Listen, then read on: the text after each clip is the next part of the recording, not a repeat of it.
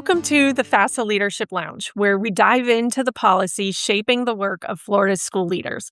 I'm Michelle White, Executive Director of the Florida Association of School Administrators. And I'm Jessica Janasiewicz, lobbyist for FAFSA and for several school districts across the state of Florida. Well, after 77 days of questions and worrying, Florida has a budget for fiscal year 26-27. Woo! We are so excited. The legislature agreed on an almost $115 billion budget last week, a little less than the Senate's proposal and a little bit more than the $113.6 billion that the House originally requested. That's right. So let's take a closer look at the education budget and what it holds for schools. It includes a $30.6 billion for the state's main education funding program, with the total per student funding increasing to just about over $9,300 per student. And of course, that's an average. Also, an increase of $85 in the base student allocation, or the BSA, compared to last year. That said, district leaders will need to examine these figures quite closely because a portion of the funding includes dollars that are tied to scholarship programs that will just pass through districts and are not directly retained in traditional schools. And we also have to consider enrollment. So it may look like enrollment is up overall. But then if you dig into those numbers, in some cases, enrollment may be in your school district up in the scholarship program, but down when it comes to traditional or charter school students. If that's the case, then that will also change the numbers that are actually what the district has to work with to operate for schools. There is also another consideration. The increase also includes other required cost obligations that are embedded within the overall funding level. So there are times when the legislature gives dollars to schools, but they are for a specific purpose. So they have to be used in a certain way, and they aren't any of that extra kind of flexible money where districts could make some choices about how they want to use it. So we'll break those down a little bit now. Yeah, and in some of those, we talk a lot about unfunded mandates versus funded mandates. So, Yes. some mandatory things that we expect expenditures on that got a funding increase. Let's talk about those first. So, there's $200 million for teacher and staff salary increases. Safety is also, of course, a large part of the budget, and $300 million is earmarked for school safety programs. And another $190 million is for student mental health services. So, in addition to these services, of course, there are tens of millions of dollars reserved for training school guardians, expanding emergency alert systems, and upgrading campus security to make schools safer and more secure. Another chunk of the education budget is set aside for civics education, and this has become a big focus in Florida over the past few years. The state is working to build what they call a national model for civic learning, everything from updated curriculum standards to debate programs and civic literacy coaching.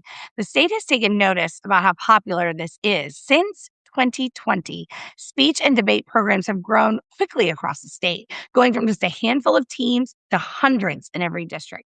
The budget also offers money to train teachers, additional skills in civic education, and offers bonuses to educators who complete advanced civic coursework.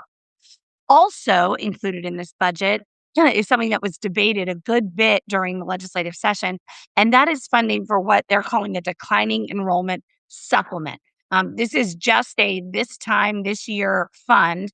They've set aside $79 million to assist districts that had decreased enrollment to help mitigate those unanticipated budgetary impacts. And I think we talked about that some during the podcast earlier this year when we saw some districts having a dramatic decrease in students from one count to the next. The problem there is, of course, lots of decisions that are made at the beginning of the year. It's hard to just undo them. So if you lose more students than you expect in a particular school, yeah, you can try to shuffle some kids around, but it's hard, to just eliminate, a teaching position, let's say, because perhaps the students that have been lost over the whole school district, and it's not like you can rezone in the middle of the year. So there's just a lot of things that can occur that are difficult to switch mid-year. So that's what these dollars are for.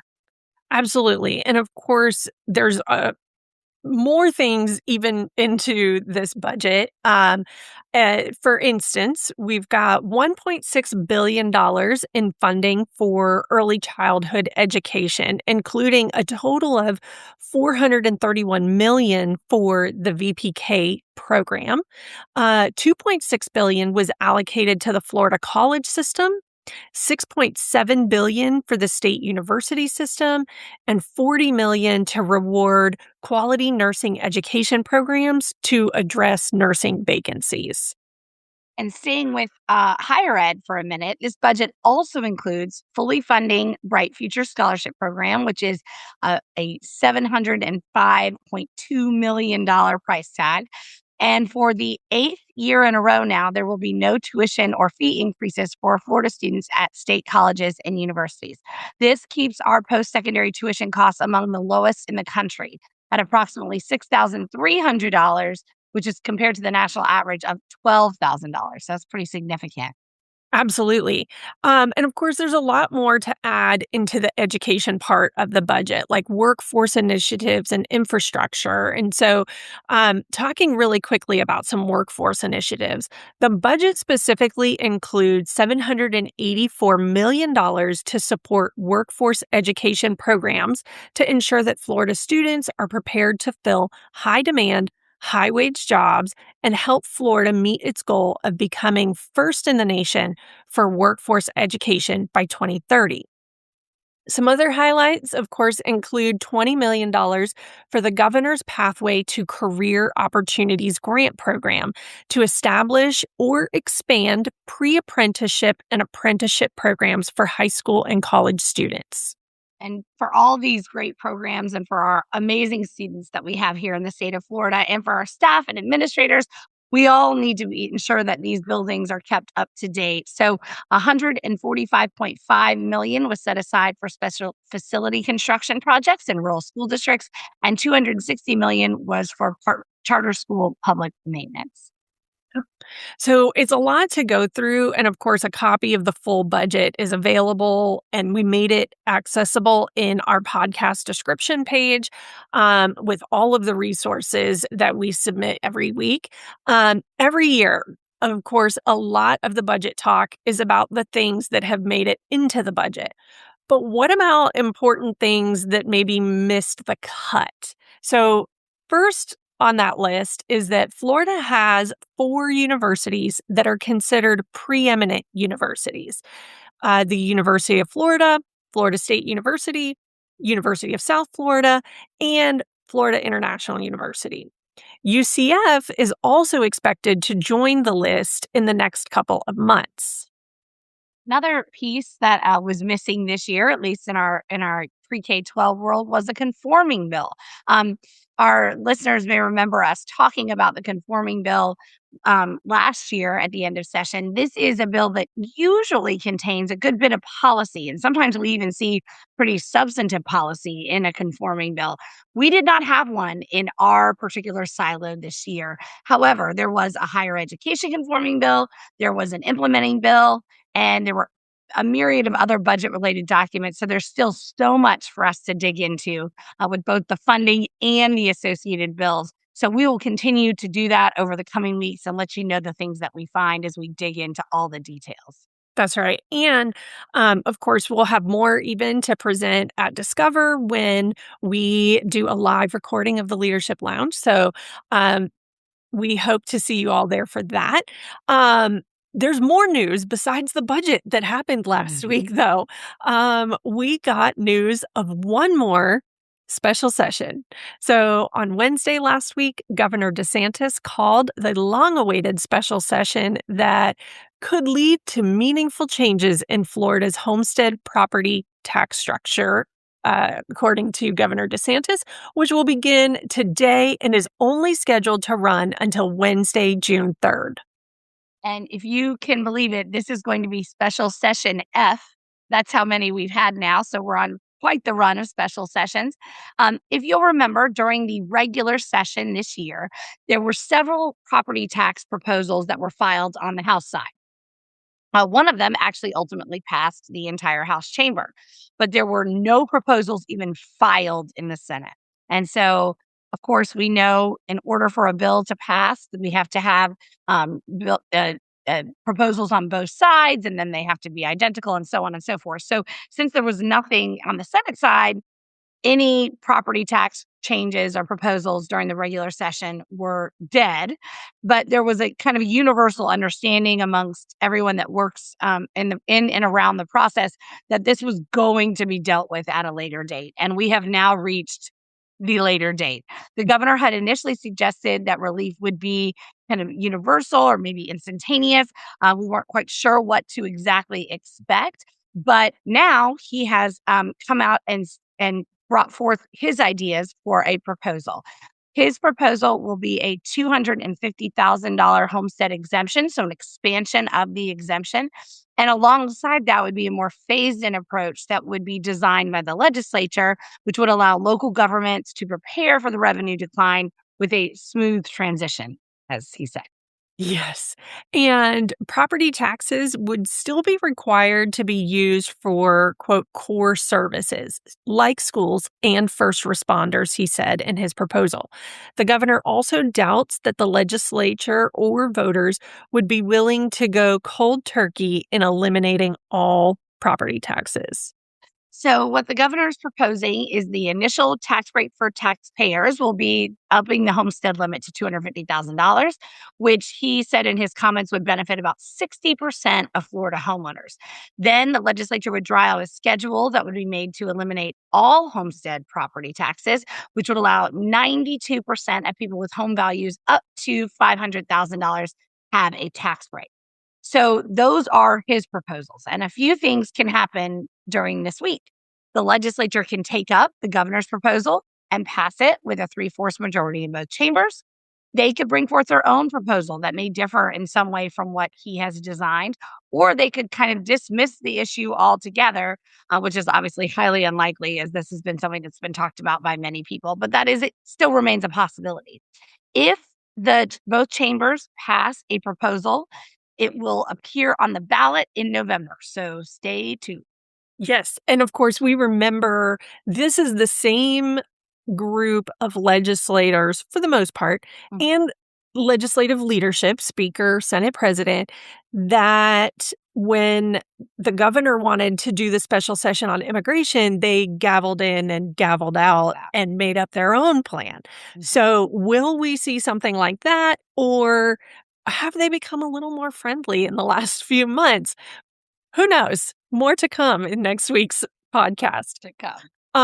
Okay, let's talk about some non-session related news, but something we have discussed in the past, which is school zone cameras.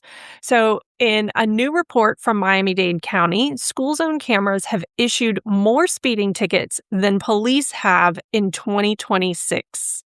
In fact, for the first 3 months of 2026, the school zone cameras have issued 68% of all speeding tickets.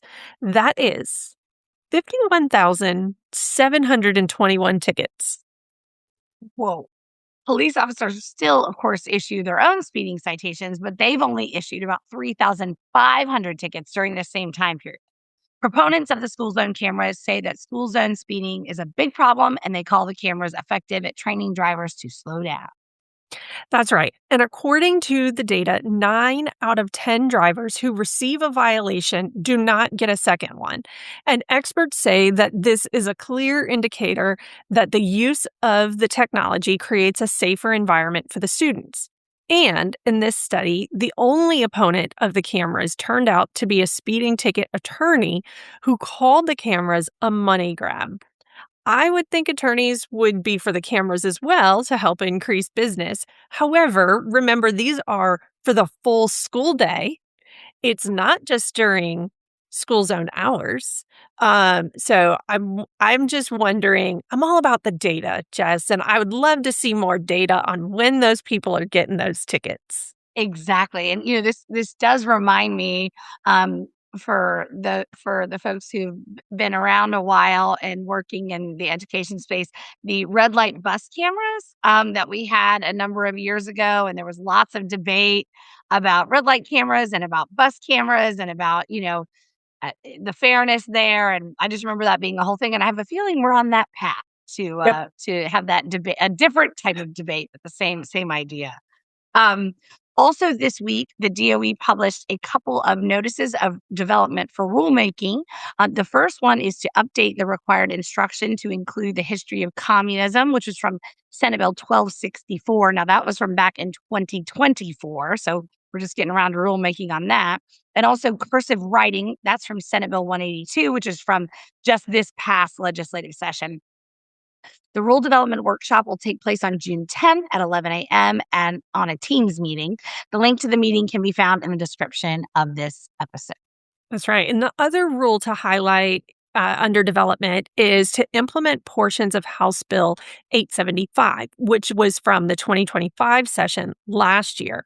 It is a bill that creates a work group to update and revise the Florida Education Accomplished Practices, otherwise known lovingly as the FEAPS, as well as implementing a plan for teacher preparation programs.